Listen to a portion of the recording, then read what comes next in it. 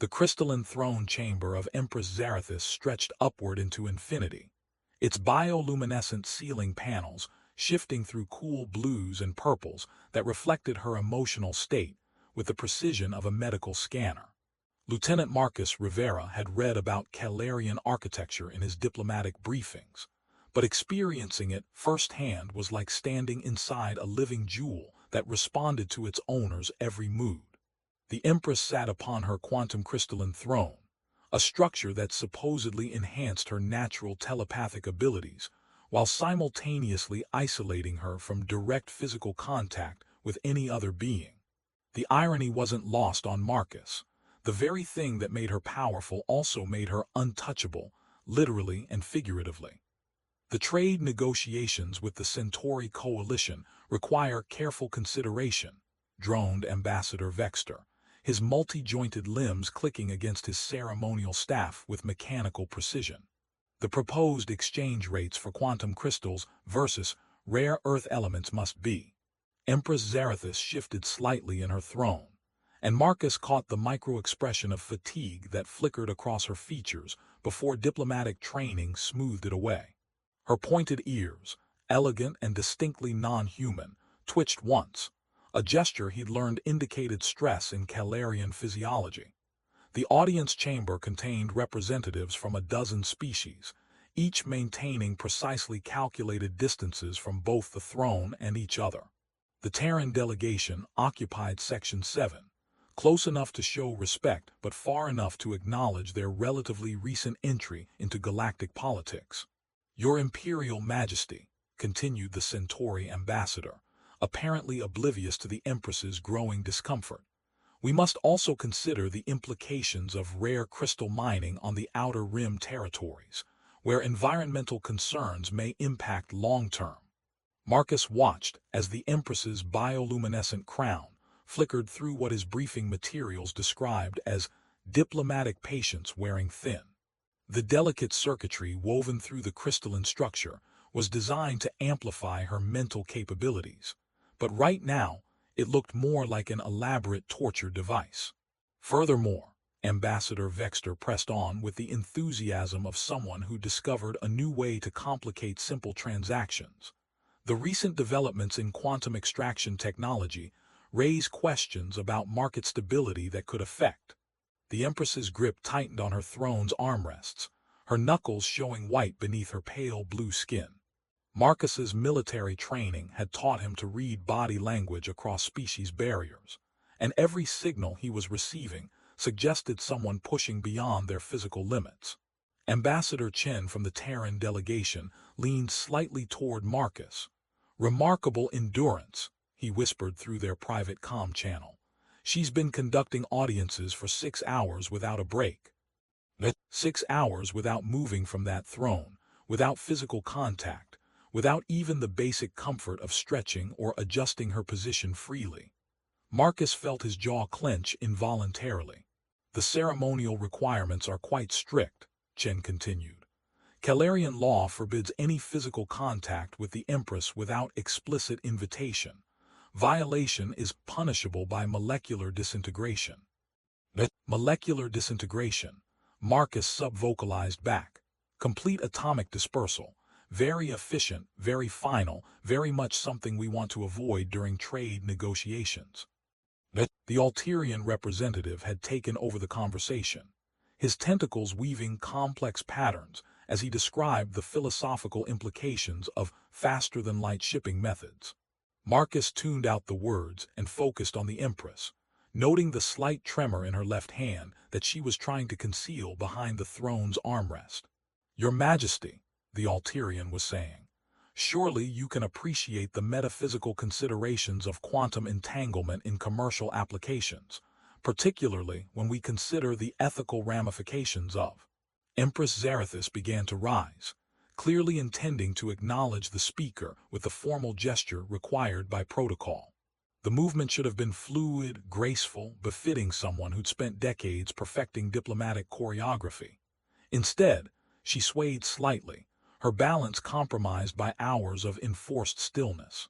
The throne chamber's atmospheric processors hummed softly, cycling through the complex mixture required to keep multiple species comfortable.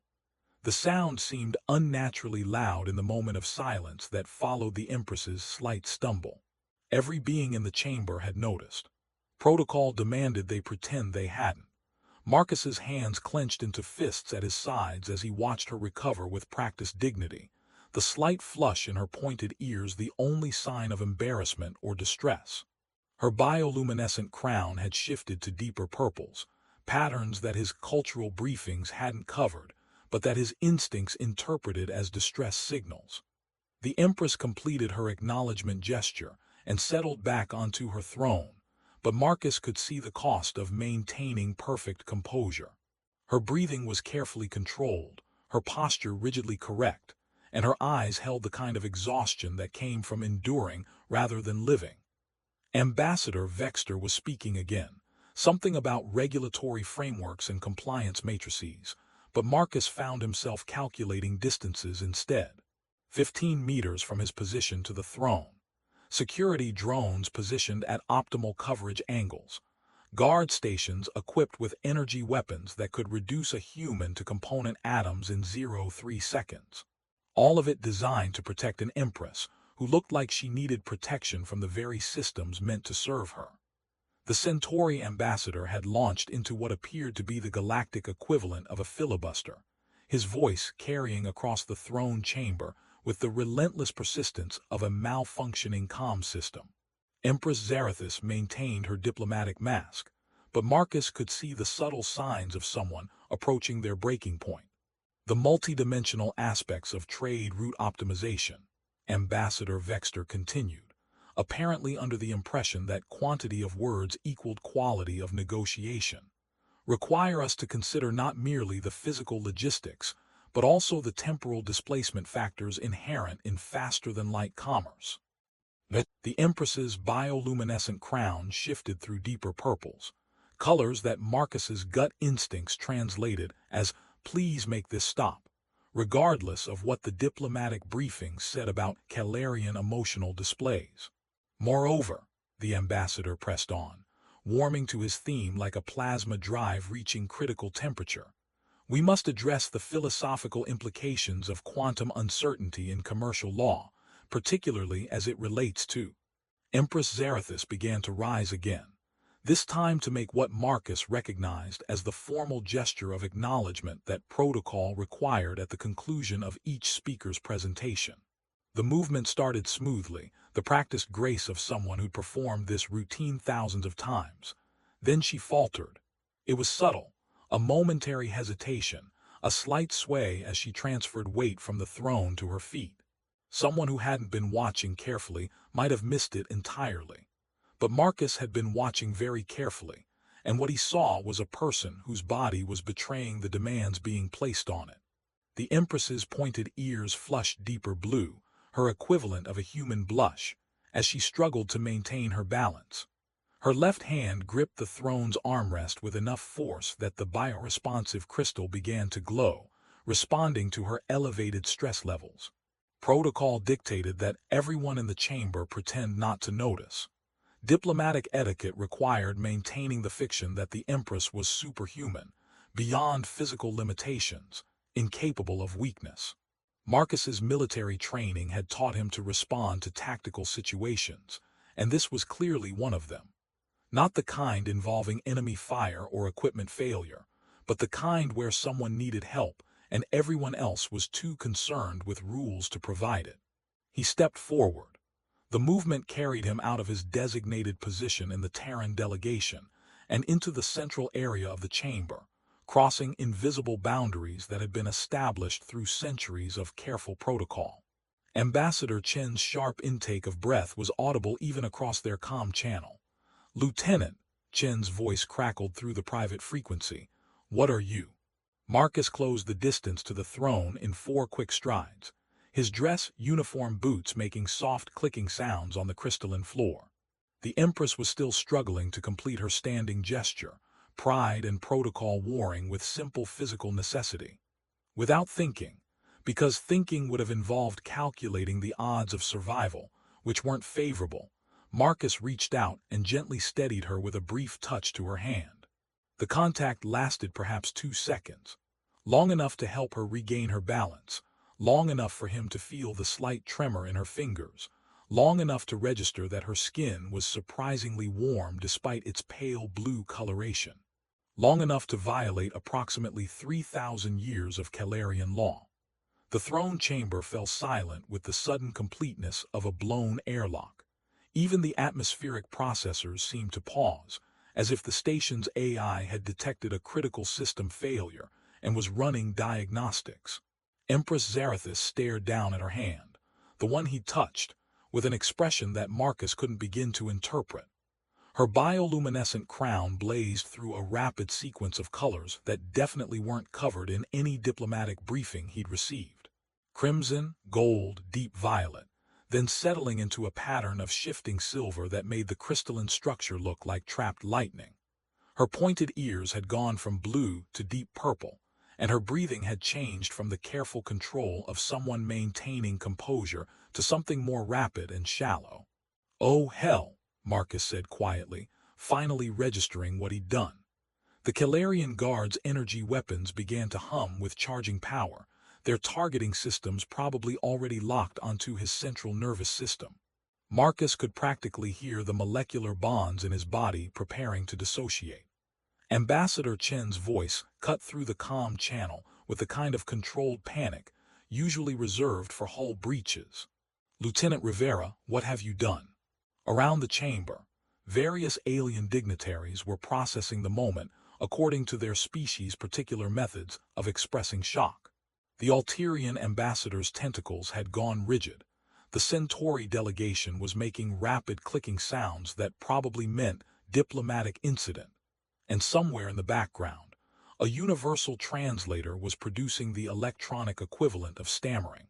But Marcus found himself focused on Empress Zarathus, who was still staring at her hand with an expression that might have been wonder, might have been horror, or might have been something he didn't have words for. "Your Imperial Majesty," he said, falling back on military training when diplomacy had clearly failed, "I apologize for the breach of protocol. My actions were—" "Silence," she said softly. The word carried absolute authority, but there was something else in her voice. Something that made the charging hum of the weapons systems seem less important than the way she was looking at the spot where his hand had touched hers. Marcus waited for the molecular disintegration to begin, calculating that he had perhaps 30 seconds before the guards received confirmation of execution orders. He spent those seconds wondering if touching an alien empress to keep her from falling was really the worst way a military career could end.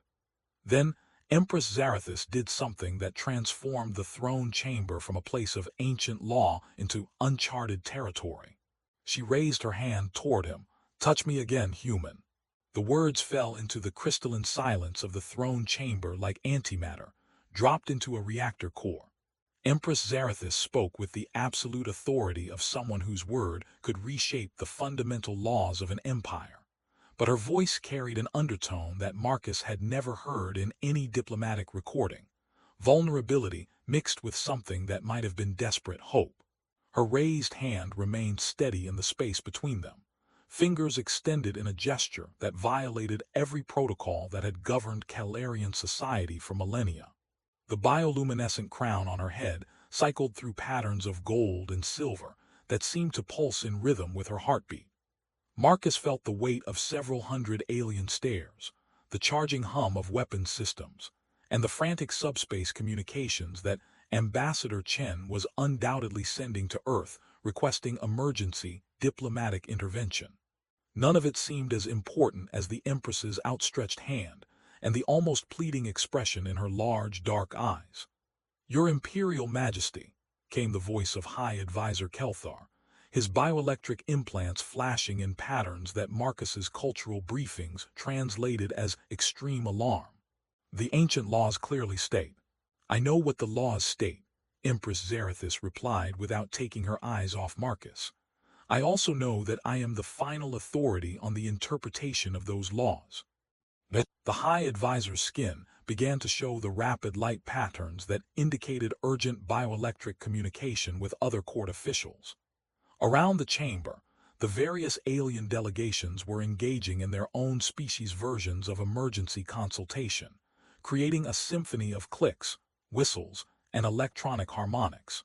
Marcus looked at the Empress's extended hand, then at her face. Her pointed ears were still flushed purple, but her expression had shifted from the diplomatic mask he'd observed all day to something more genuine, more human despite her obvious alien nature. "Your Majesty," he said carefully, "I don't want to cause a diplomatic incident." "Too late for that, Lieutenant," she replied, and there was something that might have been amusement in her voice. "The incident has already occurred. The question now is whether we compound it or resolve it. And touching you again would resolve it. I don't know, but I know that your first touch was the first genuine physical contact I've experienced in 27 years. Since my coronation, I have been isolated by law, by tradition, and by the assumption that absolute power requires absolute separation." Her words carried across the chamber with crystalline clarity, reaching every recording device and translation system in the room. Marcus realized that this conversation would be analyzed by xenopsychologists and political scientists for decades. 27 years, he asked, momentarily forgetting the larger audience. "The crown bearer may not be touched except in ceremonial circumstances, which involve ritual implements rather than direct contact. The theory is that physical isolation prevents emotional attachments that might compromise imperial judgment. And the practice." Empress Zarathus's bioluminescent crown shifted to deeper golds. "The practice is that I have not felt another being's touch in over 2 decades. Your instinctive gesture to help me maintain balance was." She paused, searching for words. "It was the first moment of genuine physical kindness I can remember." Marcus felt his military training wrestling with his human instincts. The tactical situation was clear. Touching her again would either result in his immediate execution or create an unprecedented diplomatic breakthrough. The odds were probably 60-40 in favor of execution, which were better than some missions he'd survived. "Your Imperial Majesty," High Advisor Kelthar interjected, his bioelectric patterns now resembling a warning display. "Surely you cannot intend to." "I intend to exercise my authority as absolute ruler of this empire," she replied with steel in her voice, "including my authority to request physical contact when I deem it necessary for my well-being." Ambassador Chen's voice crackled through Marcus's comm system. "Lieutenant, whatever you're thinking, think twice. The political ramifications." Marcus muted the comm channel. Sometimes military decisions had to be made without committee input. He stepped closer to the throne, close enough to see the slight tremor in the Empress's extended hand, close enough to notice that her breathing had become shallow and rapid, as if she were gathering courage for something that terrified and thrilled her simultaneously. "Are you certain, Your Majesty?" he asked quietly. "I am certain that isolation disguised as protection has become indistinguishable from imprisonment. I am certain that your simple gesture of support made me feel more connected to another being than I have in decades. And I am certain that if we are to build genuine alliances between our peoples, they must be founded on authentic connection rather than elaborate avoidance." Marcus reached out slowly, giving her time to reconsider, giving the guards time to disintegrate him if that's how the moment was going to end. His fingers made contact with hers in a gentle, deliberate gesture that acknowledged both her humanity and his willingness to risk everything for genuine connection. The Empress's reaction was immediate and profound. Her bioluminescent crown blazed through the warm spectrum golds, soft greens, gentle blues, colors that even the alien dignitaries could interpret as joy. Her rigid posture melted into something approaching natural relaxation, and for the first time since he'd entered the chamber, she looked like a person rather than a living symbol of imperial authority. "Thank you," she whispered, the words barely audible above the chamber's atmospheric systems. Around them, the carefully ordered world of interstellar diplomacy began adapting to accommodate something unprecedented. An alien ruler choosing connection over tradition, and a human soldier choosing compassion over protocol. The moment stretched between them like a bridge across species, time, and the weight of ancient law. Empress Zarathus's fingers remained intertwined with Marcus's, her bioluminescent crown casting warm golden light across both their faces. The throne chamber had become something unprecedented in Calarian history, a space where tradition bent to accommodate genuine human connection. "High Advisor," the Empress said without releasing Marcus's hand, "please inform the court that we are witnessing the implementation of a new diplomatic protocol." Kelthar's bioelectric implants flickered through what Marcus was learning to recognize as the Calarian equivalent of respectful panic. "Your Imperial Majesty, surely the legal implications." "The legal implications," she interrupted with gentle authority, "are that as absolute ruler, I have the power to reinterpret law in service of imperial welfare. And I determine that isolation protocols originally designed to prevent compromised judgment have instead compromised my ability to form genuine alliances." Marcus felt the subtle shift in the chamber's atmosphere as various alien delegations recalculated the political possibilities. The Centauri ambassador's cybernetic implants were probably overheating from processing the diplomatic ramifications, while the Alterian delegation had begun the rapid tentacle movements that indicated intense philosophical discussion. "Your Majesty," Marcus said quietly, "you realize this is going to generate approximately 17 different kinds of analysis reports." 18, actually," she replied with something that might have been humor. "You're forgetting the xenopsychological impact, studies that the Rigelian Science Council will undoubtedly commission." Ambassador Chen had apparently recovered from his initial shock and was approaching with the careful steps of someone navigating a minefield. "Your Imperial Majesty, if I may, the Terran Federation would be honored to participate in any new diplomatic protocols you might wish to establish." "Excellent Ambassador, I believe Lieutenant Rivera has inadvertently demonstrated the value of authentic connection over ceremonial distance. Perhaps it's time our species learned to interact as beings rather than as abstractions."